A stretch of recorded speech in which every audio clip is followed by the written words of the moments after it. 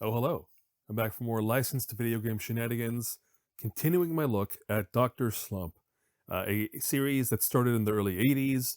It was the first big breakout hit from famed artist Kira Toriyama, started as an anime, started as a manga, and then became an anime, and that's when it blew up in Japan. And it is an interesting series that we never got in the States. I think Europe did get it.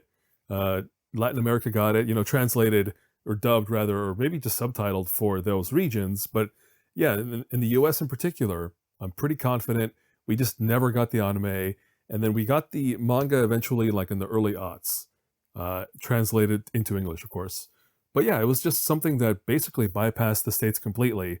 So much so that I considered this an obscure Japanese creation or series that I thought might be fun to look at. And then I realized in my research, this is not obscure.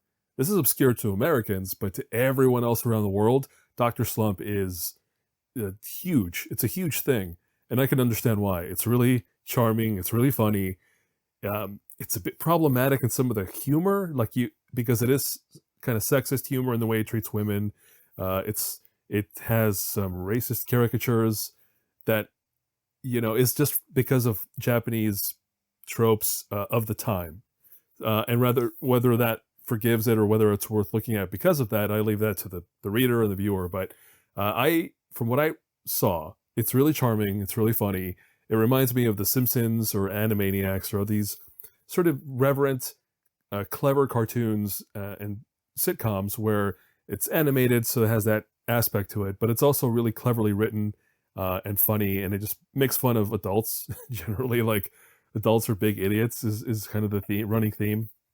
And it features, and it's called Dr. Slump because it features this scientist who created a little girl robot named Arale, and that's who you've been looking at on the screen this whole time. So that's enough preamble for this. We're still in the early 80s. We've gotten past the LCD games, which I looked at in a previous video. Now we're looking at the games of the 80s, that is, the games that were releasing when the anime and the manga were popular, were at their peak. So yeah, this is a screenshot on screen of Arale in the anime. But before that, we had the manga. Now this is the translated into English version. But yeah, the manga started in 1980, I believe. It was a weekly manga, so it was a chapter per week in the Shonen Jump comic magazine, I guess we call it that, or manga magazine. And then eventually those chapters were collected into volumes. But it was a huge hit in the magazine. The volumes were a huge seller too, so it was a big thing. I used this example in my previous video as well, but here's an example page from the manga. So here you have Senbei introducing Arale to the world. Basically, he just finished building Arale, the little girl robot. So here we took her to the cafe called the Coffee Pot.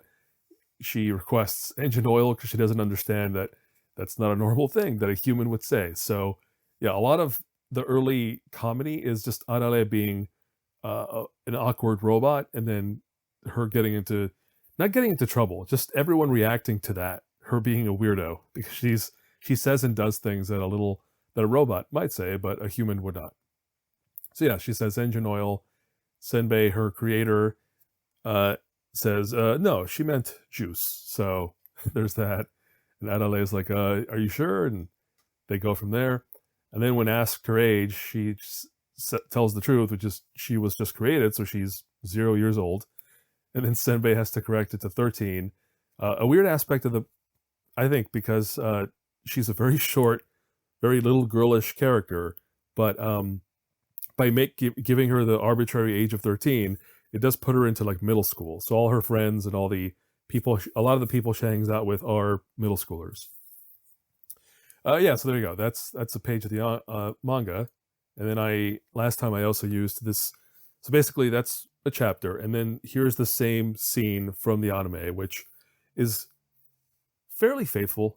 There are definitely points where the anime doesn't follow the letter of the manga exactly. And I mentioned this last time, but that was the reason the creators of the manga didn't like that. They preferred to have total control over the anime, or rather have the anime just be faithful. So when Dragon Ball was created by Toriyama and that became popular as well, the anime they had more control over the anime, and they made sure that it followed the manga plot and stories more closely. But yeah, anyway, as far as this early chapter of Doctor Slump in the manga and the anime, it's pretty accurate. And of course, it's all in Japanese. So but you saw the manga page. That's what's happening here.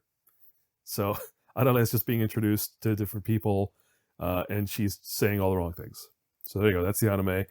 Yeah. So there's all of that, and then finally we're gonna skip back over here because we're gonna start looking at the games of the early '80s. There were 3 games released for various Japanese computers and consoles.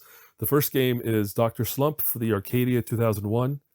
I don't know about that 2001. It was called the Emerson Arcadia. It's a console from the early 80s, a lot like the Atari 2600. And then Bandai, the Japanese entertainment company, toy company, they licensed the Arcadia and renamed it the Bandai Arcadia for Japan, where they got a few exclusive Japanese games as well, among them being Doctor Slump. So that's just the fandom wiki page for this, but we can look at some close-ups of some of the art. Here you have the cover for the Doctor Slump game on the Arcadia. That's just a not generic. It's a piece of art of Adale that's used broadly. It shows up everywhere. This one piece of art. So yeah, get familiar with that if you're into Doctor Slump. Here's the back of the box with some instructions, which I cannot read Japanese, so I don't know what they're saying. But I did run this through a really bad OCR translation, so we can maybe glean some info. So Nico the Great is Nico-chan, the king of the space pirates, who's a character from the stories. He explains that he's sneaking around, causing trouble, stealing parts from cars. That's an important piece of context for the gameplay, as we'll find out shortly. So yeah, there's King Nico-chan. These 2 aliens are basically running around, stealing components to rebuild their UFO. That's the basic setup. Here, and this is just kind of explaining, like, that's what's happening in this story. I won't subject you to more bad translation, so we'll skip past this part. This is the one side of the cartridge for this game on the Arcadia. It just has the same information about the speed settings and the gameplay and what the story, what's actually happening, etc. Some of these translations, again, this is bottom tier auto translation. There's better stuff than this too, but this is, yeah, some of these word choices are very weird. There's that. There's the other side of the cartridge, the same piece of art. You can see here it was Bandai who released this one. Here you have a screenshot of the console itself. It looks a lot like I think it's the Intellivision of this time, this console that had numbered keypad controls. So it's a bit weird. Or rather, it's a lot like that console as well. So here you have, yeah, the console itself, and then you see the game on the screen, and then another screenshot of the game as well. So, all right, there's that. And then here's the manual for the same game. As you can see here, I ran it through the same kind of bad translation, to your father and your father. So tell your 2 dads to, take care of this product. What else do we have? Japanese page. Same info as what you've already seen. It explains the story and the gameplay, gives you some rundown of the controls. Here you have a neat little graphic of the console itself if you want a bit more understanding of what this thing is like, which again, it's basically an Intellivision. It's got like a disc control pad thing, and then the buttons. Oh, interesting. It's one of those things where you screw in the joystick, I guess. Yeah, something like that. As was the style at the time. Here we have some explanation about getting the cartridge in there, turning it on, different settings, who the characters are, etc. Actually, you know what? There's one character on the screen that I'd love to have more explanation for, but I don't think this is going to tell me. No, this is not going to tell me. Because there's the 2 aliens. That's these 2. And there's Arale, this little character with wearing a hat, basically. That's how we'll know who we are. Yeah, they don't explain the helper character that I have in mind. So I guess I'll find out. Anyway, I'll point that character out once we get there. Let me see, what is this? Yeah, so this is the last page of this. Right now, we're just gonna get into the game. This is the one game that I'll actually get to play, because the other two games, there's no way for me to play them other than buying the hardware, which as much as I enjoy this stuff, I'm not going to be doing that. All right, so let me just set up the game on the screen here. Right there. Oh no, there it is. It was just paused. Okay, so I'm running the emulated version of this game that was packaged by the Collection Chamber, a site that's always amazing for the archive work they do to, I don't know, just make games playable. Like to package playable games in a way that makes them easy to run. That's always the challenge with a lot of these. Even when you can emulate it, packaging things to run well is tough. So thank you once again, Collection Chamber. You're the best. And that's how I am playing this game. All right. I think that's it. Let's go. Beeps and boops. Alright, so I'm the little red character, that's Arale. And the aliens, you can yell at them, as you'll see in a moment. Alright, so that's the energy guy. I think it's probably Senbei. So there, I refilled my energy, and now we're gonna yell at this character. Nope, didn't let me yell. Oh man, they're moving a lot.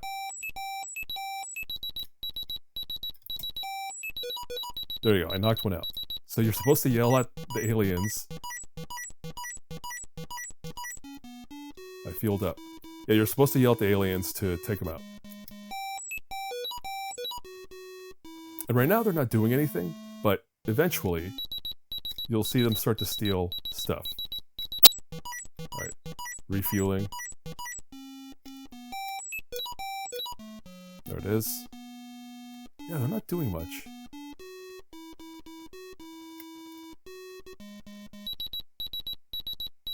Huh.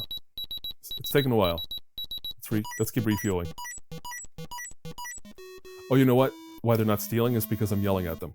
And I think that slows them down. So let's allow the aliens to steal stuff. Eventually?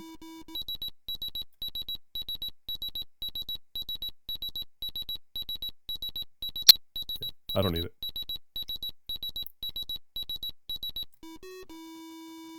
There it is. Alright, so that alien stole something. I'm gonna stop that, and I'm gonna replace the stolen part. There it is.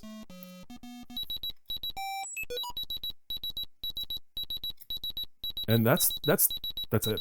That's the basic gameplay loop. You have to refuel, you have to yell at them, and you have to stop them from stealing parts from various aspects of the environment. And also the environment, I guess this is Senbei's house. That's the coffee pot, the cafe where we were hanging out earlier. Oh, they stole something, but I need to refuel. If you don't refuel, it's game over too, so it is required. But also now you'll see that the aliens have one part of their ship built because I allowed them to steal that part. So now I have to block them from stealing more stuff. I don't need fuel right now. Alright, there we go. Let's stop that character. Right there. Alright, let's put this back. There it is. Alright, and this does align with a story from the... well, I guess an ongoing story from the manga where the aliens are trying to get back home after Arale destroyed their ship, so... this is, yeah, this is taken right from that. They are also playing the theme song from the anime. That's the song you're hearing. It's the intro song, I believe. Let's refuel.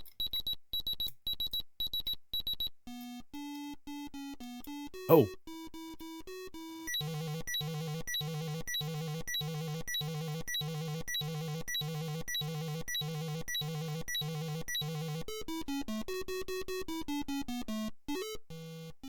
Right, so that was me running out of energy and thus getting a game over, allowing the aliens to finish their ship and escape.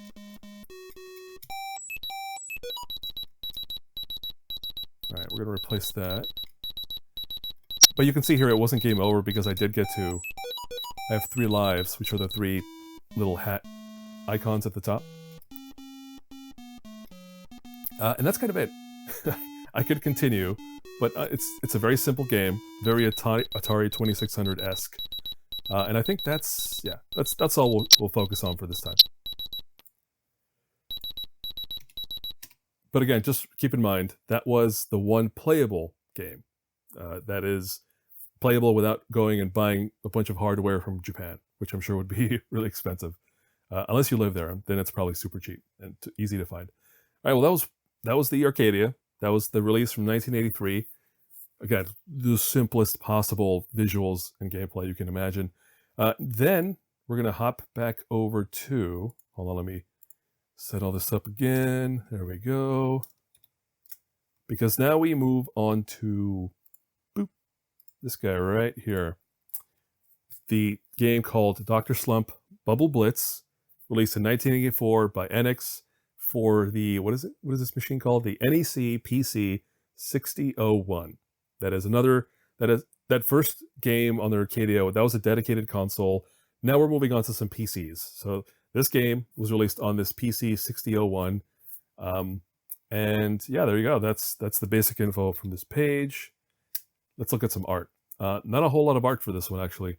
So this is a photograph of the box art. You can see here, a lot of the art for all these games are just, like, Toriyama made so much art for Dr. Slump that I think many times for the merchandise, they just said, like, they just went through the hundreds of images he'd made, and they would pick one of them that fit the thing best. So I suspect this would be another case of that. But yeah, there we have Arale on the cover flying an airplane. Robo birds flying about as well. Gachan with yellow hair. He's supposed to have... Oh, you know what, though? This might be before the anime? No, that can't be right. The anime established that he has green hair, but here he has yellow hair for some reason. Superman, that's the Superman parody character that is also really popular because he's really funny in the manga and in the anime. And he's on the cover of this thing as well. I guess he'll show up in the gameplay. Here you have the same cover next to another game for the same system. Although different... Oh, see, here it says it's for the PC 6601. I was actually a bit confused about that. But basically, NEC had the PC 6001. Then they had a later model called the PC 6601. So I guess this is for the later model. But so there you go. It's for one of those NEC computers. Here you have a shot next to another game that I do not know the title of, but there it is. A screenshot of this game running on the device. You can see here that had... Oh, it was a computer with a dedicated monitor, which I guess that was also the style at the time. It was produced by Enix. Developer info, that's neat. Developed by Kei Okamoto in 84. And copyright Shueisha, don't know who that is. Scene 1, yeah, they use the term scenes for levels. We'll see that in the gameplay footage I'll show in a moment. All right, there's that.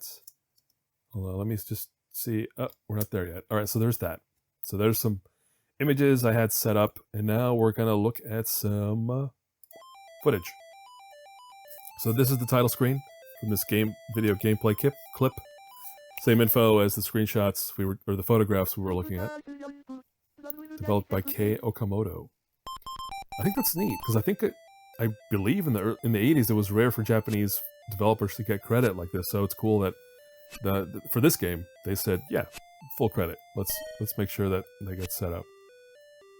All right, so here we have the gameplay, which looks like you're playing as Gachan, the little buddy character who should have wings but doesn't. But we'll get to there in a moment. But looks like the gameplay is you play as Gachan, you hop on these bubbles sent up by Arale into the sky.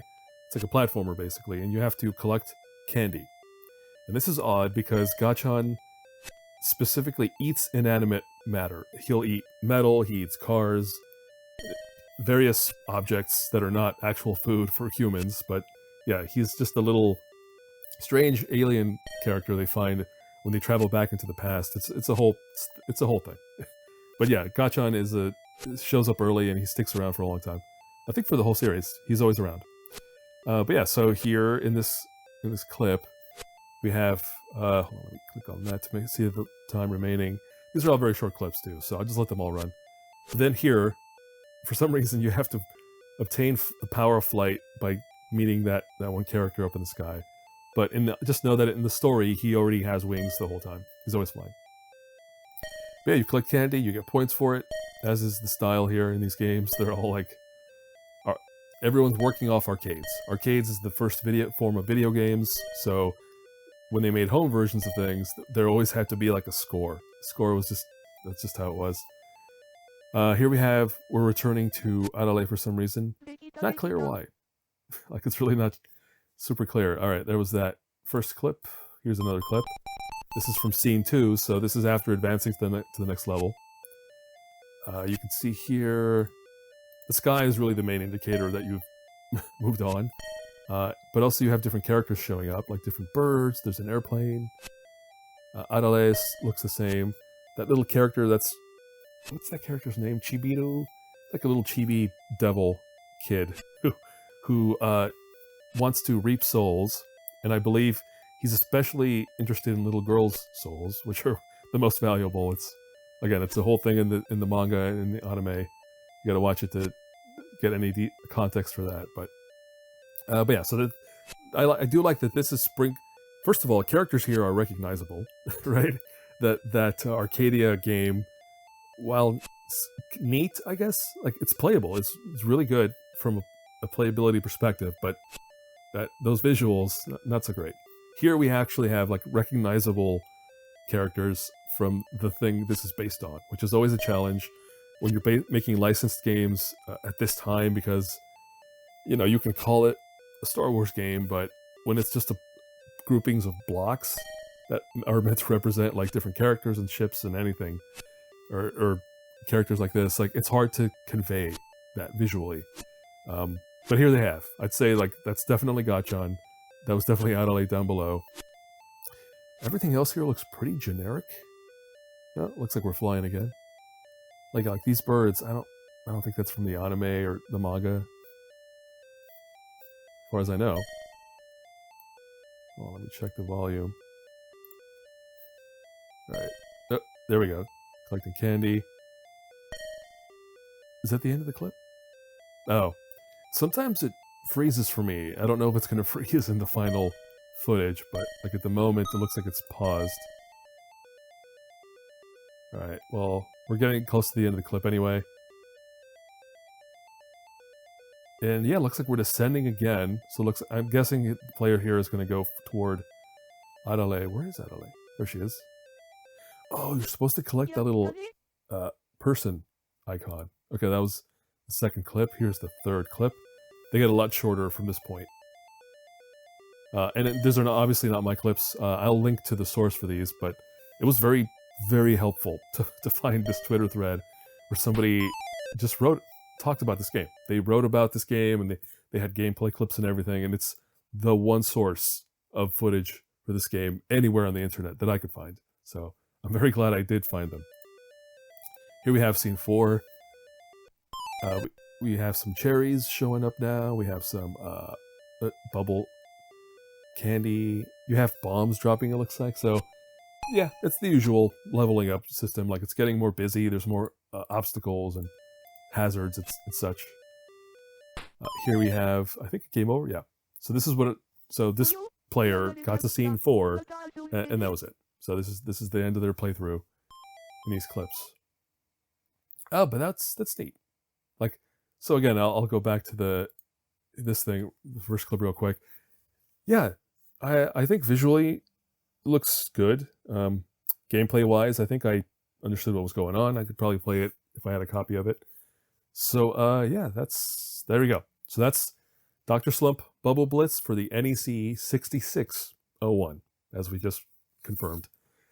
So now we're going to move on to the third and final game. Let me go ahead and set that up again. Here we go. The third one sees us getting away from Arale.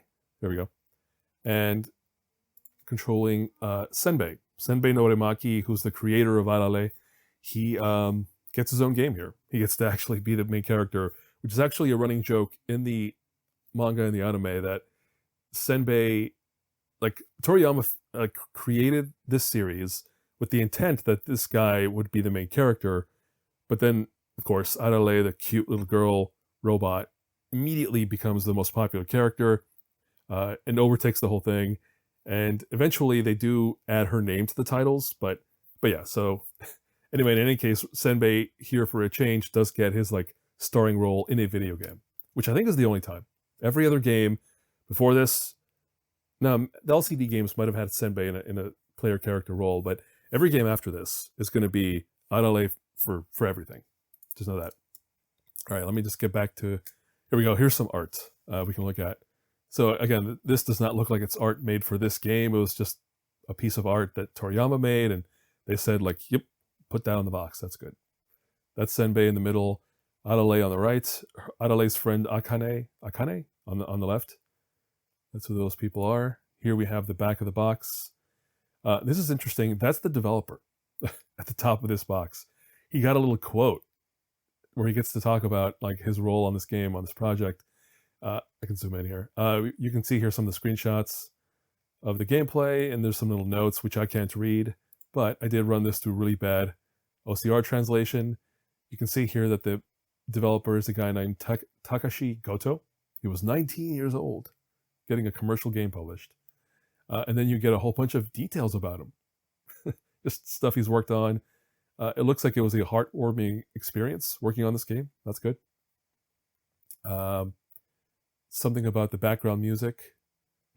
And he got invited to an event. Not sure what that is. There you go. And some details about like crows, or you have to repel crows with your ray gun, and the graphics look really good, which I agree. This is the best looking of the three games. Released in 1985, so basically we're going from year to year and seeing like very big leaps in the visuals each time. So again, these auto translations. I hate women.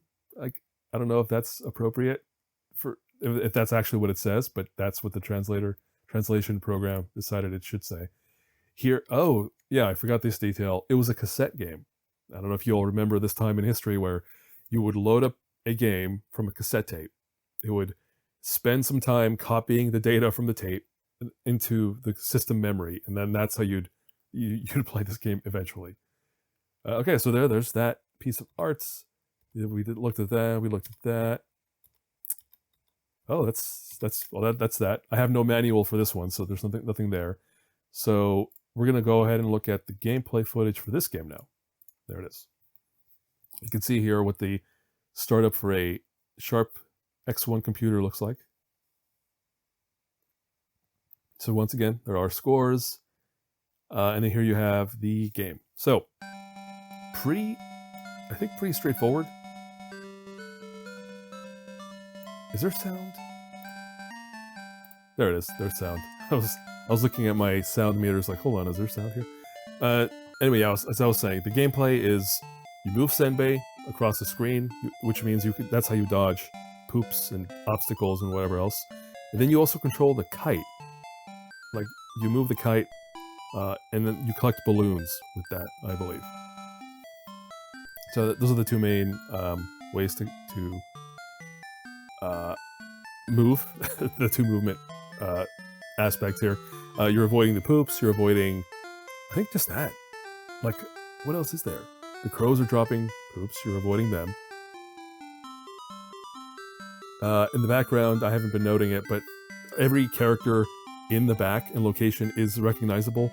That's the old woman Spring, I think, who will show up randomly, but also she sells cigarettes. The barbershop, Soromame, I think it's called. That's what it's called. That's Gamera back there. So yeah, so again, that's definitely Sanbei as the main character, and then the characters in the background are also like pretty good looking and familiar. If you're familiar with the anime or the manga, you would spot them. There's that little devil character again. That must have been the school. That one with the penguin on it. I couldn't quite tell. This character in the green dress, I have no clue. It could be Miss Yamabuki. who is Senbei's love interest throughout the stories. That character we just passed, I have no idea who that was. And same, this is not my gameplay footage. I don't have this game, nor did I acquire it. So yeah, I'll link to where I got all this footage so you can check out the original. But there you go. That was round 1. So it looks like this is a multi-round game. I did clip this. If you want to see a fuller playthrough, watch my link to this gameplay. But I just only grabbed round 1. But so yeah, you complete a round. It looks like you get a kiss from somebody. This has to be Ms. Yamabuki or Yamabuki-san, because I don't know who else Senbei would be so excited to get a kiss from. But yeah, there you go. Developer again, Takashi Goto, released in 1985, and there you go. The gameplay would have advanced to round 2, but I cut it off. So yeah, that's it. There you go. So that's a look at all of the Dr. Slump games from the 80s. That's one aspect of looking at these games from a historical view that's cool, is we did get to see those pretty big leaps in visuals from the Arcadia to the NEC 6601 to the Sharp X1, and just what developers were doing with each sort of leap in hardware and capabilities, I guess. So it was cool to see all that. But that's it for the 80s. So that's it for between the LCD games and these games on computers and the Arcadia. That covers the period when Dr. Slump was on the air. When the anime was on the air, the manga was still going. So I think it was still going at this time. Yeah, it ended in the mid-80s. So after this, Dr. Slump was over, and then they just took a huge break. So yeah, the next time I come in with a video, it's going to be like over a decade later when we get back to Dr. Slump. Yeah, but thanks for watching this video, and until next time, I'll see you.